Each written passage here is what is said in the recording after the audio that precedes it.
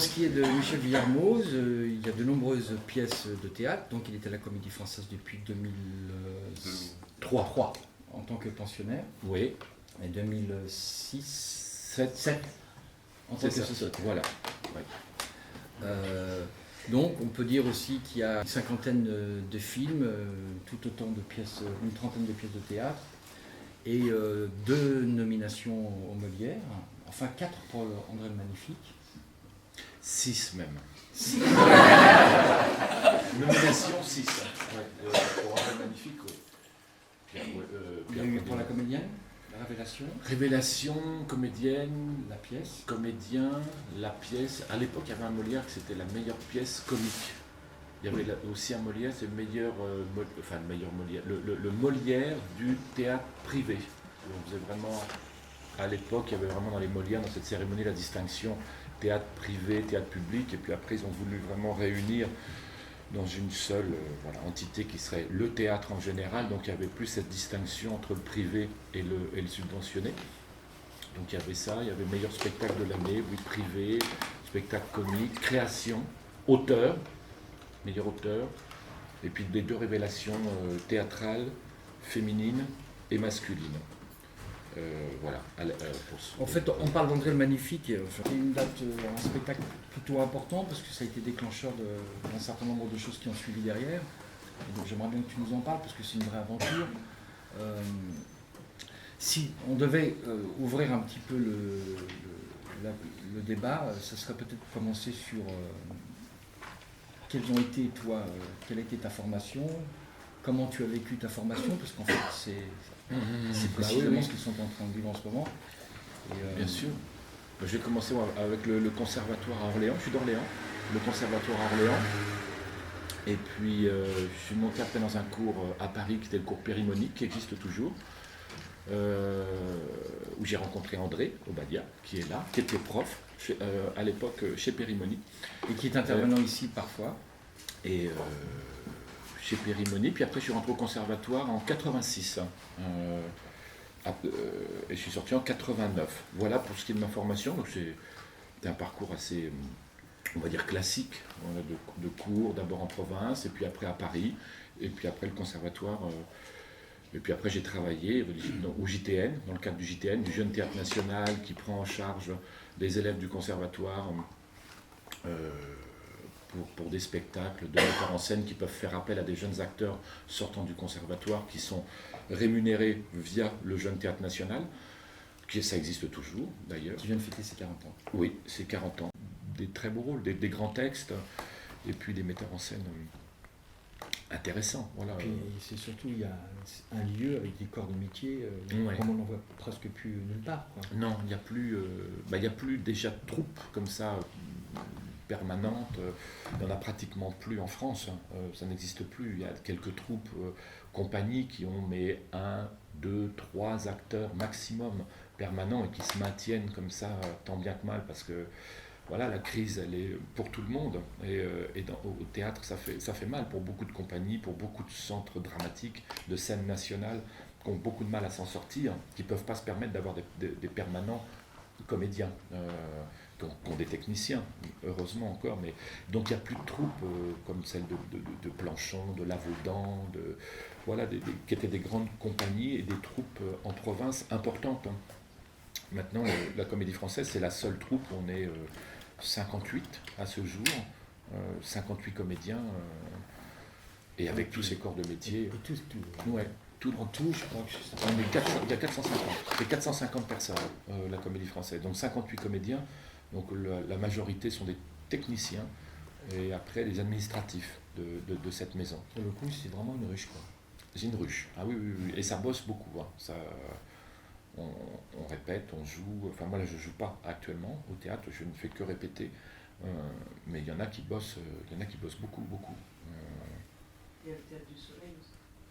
Oui, le Théâtre du Soleil, tu as raison, qui se maintient, mais c'est... Et ils n'ont pas une alternance, ils ne montent pas autant de spectacles dans l'année, comme ça peut se Puis elle monte, c'est vrai, tu as raison.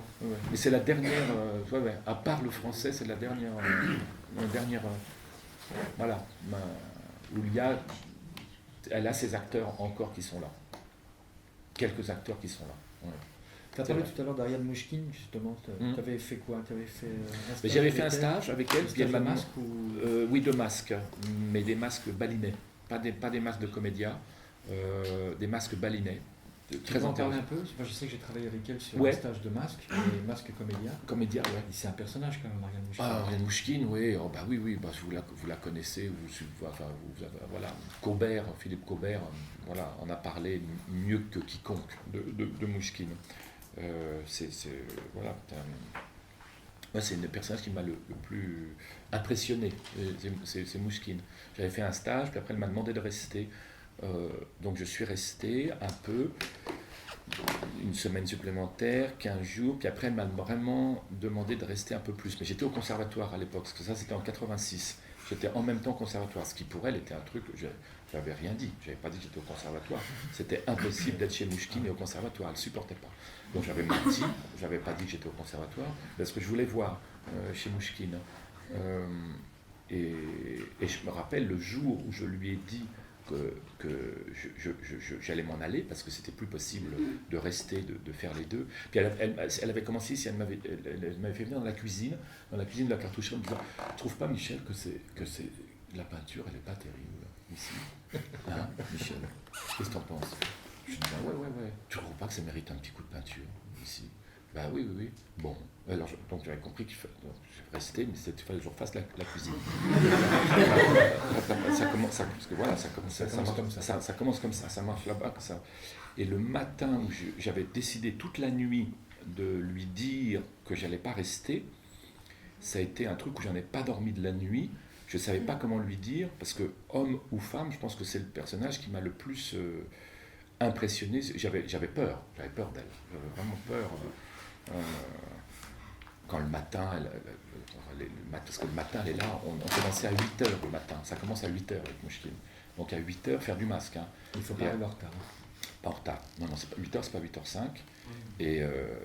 Et puis à 8h, on n'a pas forcément envie déjà de faire du théâtre. Enfin, à 8h, on se réveille. Enfin, on n'a pas envie et puis de faire du masque, et puis de faire son costume, de trouver son costume à 8h, de prendre son masque. Et elle est là à 8h, c'est vrai, en survette, à la cartoucherie, elle attend, puis elle dit « Bonjour, allez les enfants !» À 8h, elle est là en forme, nous on arrivait, mais...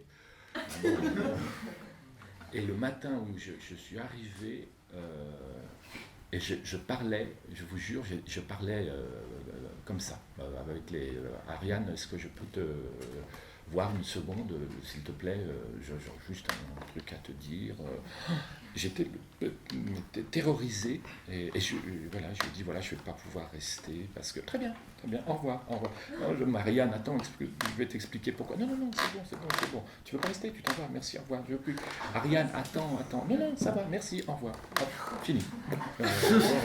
Ça s'est arrêté comme ça. Voilà. Et le travail en lui-même, c'est vrai, ça c'est un travail d'impro avec masque, beaucoup avec masque, qui est formidable, dont je me suis servi pour rendre elle magnifique. Ça a été vraiment, enfin c'était pas tout à fait comme ça, parce que j'ai trouvé un peu ma méthode, mais il y avait à voir avec des costumes, des états, et puis des obstacles. Il y avait un système d'élimination sur le plateau, il y avait déjà ça où elle disait allons-y, attention, out. Au revoir, merci. Hop, oui, ça dégageait extrêmement vite. Ça dégageait à une vitesse où vraiment elle faisait comme ça. Vas-y, voilà, là, voilà. Mais même pas, on restait, moi je me rappelle, j'étais resté une fois 1 minute sur le plateau. 1 minute, c'était, mais... Oui, parce qu'il faut nirvana. Il faut savoir qu'à la fin d'une journée, quand il y a une journée de 8 heures ou de 10 heures de travail, elle se pose et puis si elle fait le constat de ce qui s'est passé dans la journée, elle va dire aujourd'hui, nous avons eu 10 secondes de théâtre. Oui, c'est ça. Elle avait eu 10 heures de travail. Oui. Donc elle a une exigence. Une grande exigence. Mais formidable. Elle a toujours une petite table, elle a toujours dans le travail une toute petite table, mais une petite table d'écolier. Voilà, et elle est pratiquement sur scène. Tous les autres sont comme vous, derrière. Et on prépare son impro avec seul, ou à 2, ou à 3, ou à plusieurs, sachant que plus on est, plus ça risque d'être le bordel. Donc en général on y va tout seul, ou à 2. Et on parle pas. Bien sûr, masque, on parle pas du tout. Alors, elle mélangeait les balinais, les masques balinais, les masques de comédia. Ou dans la comédia, seuls les jeunes premiers sont sans masque et ont le droit de parler. C'est les seuls. En général, c'est Isabella et Leandro. Isabella, Leandro, c'est les deux jeunes premiers qu'il faut protéger. Absolument il faut qu'ils se rencontrent, il faut qu'ils arrivent à l'amour. Et il y a plein d'obstacles, comme toujours. Mais c'était très enrichissant et oui, impitoyable le travail avec elle, mais en même temps très exigeant. Oui. Et je me rappelle de choses extrêmement violentes où une fois j'étais resté sur le plateau, mais assez longtemps. Enfin, quand je dis assez longtemps, c'est 2 minutes. Hein. C'est des éternités chez Mouchkine, 2 minutes. Parce que dès qu'il n'y a plus de théâtre, elle arrête. Dès qu'il y a pour elle dès qu'il ne se passe plus rien d'intéressant, elle arrête. Et là, je commence, je sens quelques rires dans les gradins, encouragé par ces rires, j'y vais de plus en plus, et elle, mais derrière son masque, on ne surveille qu'un œil, c'est Mouchkine, savoir comment elle regarde le truc. Et là, Mouchkine, je la vois qui me regarde et qui ne rit pas du tout. Pas du tout. Et les autres riaient, je continue, je dis, c'est pas possible. Et au bout de 2 minutes, elle dit, stop, arrête. Ça vous fait rire, vous, ce qu'il fait. Et là, elle commence. Je me rappelle, j'étais borderline à pleurer en me disant, oh là là. Parce qu'elle m'a dit, mais tu te crois drôle, tu fais rire. Mais tu fais rire que des camarades. Regarde, tu vas dans le sens du poil, tu les flattes, tu n'es pas drôle, Michel, tu n'es pas drôle. C'est pas bien, c'est vraiment avec mon masque à la main, comme ça, en sueur, essoufflé, après mon impro de 2 minutes, qui était vraiment... Et là, je m'en suis pris plein la gueule. Mais c'était très très dur, mais elle avait raison. Voilà, c'est après, passer le truc où au départ, regarde, je les ai fait rire et tout, non. Parce que rire. Oui, mais c'est après. Oui, c'est après. Oui. Là, c'est d'abord elle qu'il faut faire rire. Et quand on avait un sourire ou un éclat de rire de Mouchkine, c'était alors trop. Donc c'était ça, mais ouais. Mais Cobert, je vous dis ça, Cobert, je vous dirais la même chose. Tous ceux qui sont restés longtemps, moi j'y suis resté 3 semaines et ça m'a marqué.